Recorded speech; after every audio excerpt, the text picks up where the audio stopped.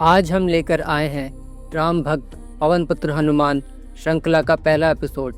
इस श्रृंखला में हम जानेंगे हनुमान जी के जन्म से पहले के रहस्य, उनके जीवन से जुड़ी दिव्य घटनाएं और उनके जीवन से जुड़े सभी अद्भुत चमत्कारों, अज्ञात रहस्यों के साथ उनकी अतुलनीय भक्ति की कथा को समझेंगे।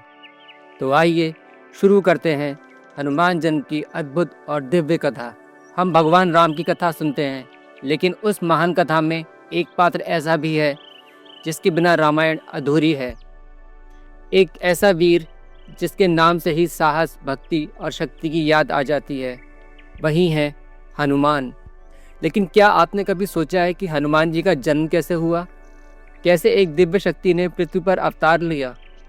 हनुमान जी के जन्म की कथा एक ऐसे वरदान से शुरू होती है जो महादेव ने एक असुर को दिया था। एक असुर जिसका नाम भस्मासुर था। उसने भगवान शिव की घोर तपस्या की। शिव उसकी भक्ति से प्रसन्न हुए और उसे वरदान दिया कि वह जिसके सिर पे हाथ रखेगा वो तुरंत भस्म हो जाएगा। लेकिन वरदान मिलते ही भस्मासुर अहंकारी हो गया। उसने देवताओं को परेशान किया, अनेक अत्याचार भी किए और अहंकार में चूर होकर उस वरदान का प्रयोग स्वयं भगवान शिव पर ही करने का प्रयास करने लगा। उसने अपने मन में सोचा, क्यों न मैं भगवान शिव को भस्म करके कैलाश पर्वत का अधिपति बन जाऊं। तब भगवान विष्णु ने मोहिनी रूप धारण किया। मोहिनी ने उसे नृत्य करने के लिए कहा। नृत्य के दौरान उन्होंने वही मुद्रा करवाई जिससे हाथ अपने ही सिर पे रखना पड़ता है। जैसे ही भस्मासुर ने अपने सिर पर हाथ रखा, वो उसी क्षण भस्म हो गया। यही घटना आगे चलकर हनुमान जी के जन्म की योजना का कारण बनी। कुछ कथाओं के अनुसार जब भगवान शिव ने विष्णु भगवान के इस मोहिनी रूप को देखा तो उस अद्भुत लीला से उनके भीतर एक दिव्य तेज प्रकट हुआ। वह तेज व्यर्थ न जाए इसलिए उसे सुरक्षित रखा गया। कथाओं में बताया जाता है कि भगवान शिव ने उस शक्ति को सुरक्षित रखने के लिए पवन देव को सौंप दिया। इस प्रकार वह दिव्य शक्ति देवताओं की निगरानी में रही और समय की प्रतीक्षा करने लगी। इसके बहुत समय बीतने के बाद तीनों लोकों में असुरों का प्रभाव धीरे धीरे बढ़ने लगा। उनमें सबसे शक्तिशाली राजा था लंका का राजा रावण। रावण ने कठोर तपस्या करके ब्रह्मा से ऐसा वरदान प्राप्त कर लिया था कि देवता, दानव और राक्षस उसे मार न सकें। अपने अहंकार में उसने मनुष्य और वानरों को तुच्छ समझा और उनसे सुरक्षा का वरदान नहीं मांगा। रावण से युद्ध करने के लिए भगवान विष्णु राम रूप में अवतार लेने वाले थे। देवताओं को यह बात ज्ञात थी, इसलिए उन्होंने वानर और भालू कुल में दिव्य वीरों को जन्म देने की योजना बनाई। इसी विषय पर चर्चा करने के लिए देवता भगवान शिव के पास पहुँचे। उनसे प्रार्थना की कि जब भगवान विष्णु राम रूप में अवतार लें तब उनकी सहायता के लिए एक अद्भुत शक्ति पृथ्वी पर जन्म ले। भगवान शिव ने देवताओं की प्रार्थना सुनी और कहा, अब उस दिव्य अंश के प्रकट होने का समय आ गया है जिसे पवन देव को सौंपा गया था। इसके बाद कथा पृथ्वी पर आती है। पृथ्वी पर हमने देखा कि सुमेरु पर्वत के क्षेत्र में उस समय एक वीर वानर राजा रहते थे जिनका नाम था केसरी।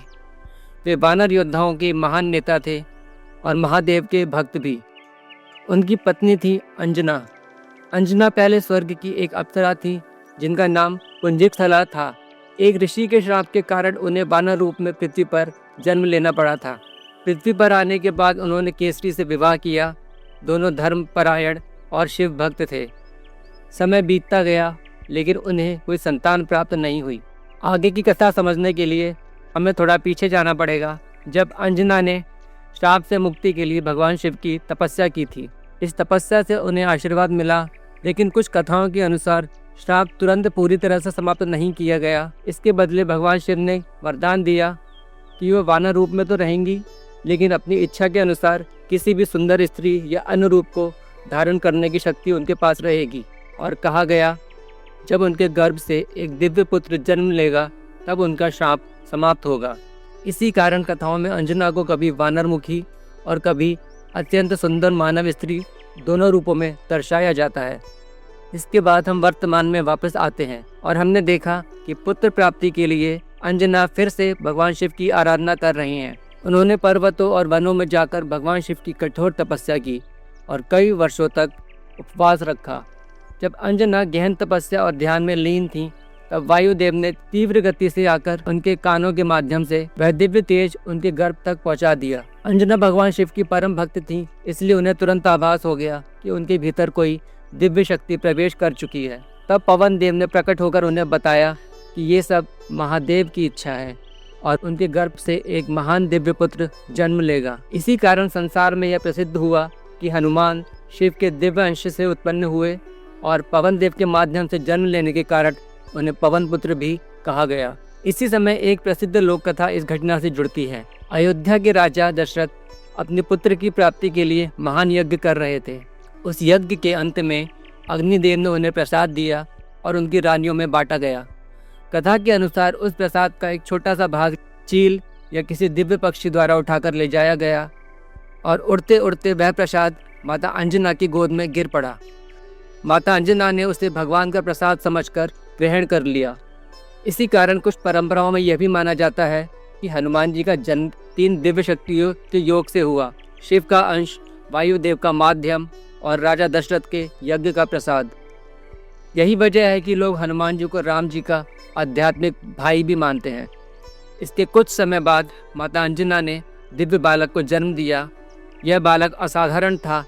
उसके शरीर पर अपार बल, अद्भुत तेज और देवताओं की कृपा स्पष्ट दिखाई देती थी। यही बालक आगे चलकर संसार में हनुमान, पवन पुत्र, मारुति और बजरंग बली के नाम से प्रसिद्ध हुआ। अगले अध्याय में हम हनुमान जी के बालकाल की घटनाओं के बारे में जानेंगे। अगर आपको ये वीडियो पसंद आया हो तो इसे लाइक और शेयर करें। साथ ही हमें कमेंट में बताएं कि आपको ये वीडियो कैसा लगा। सनातन धर्म से जुड़े इसी तरह के रोचक तथ्य जानने के लिए हमारे चैनल को सब्सक्राइब करना ना भूलें। नमो नारायण।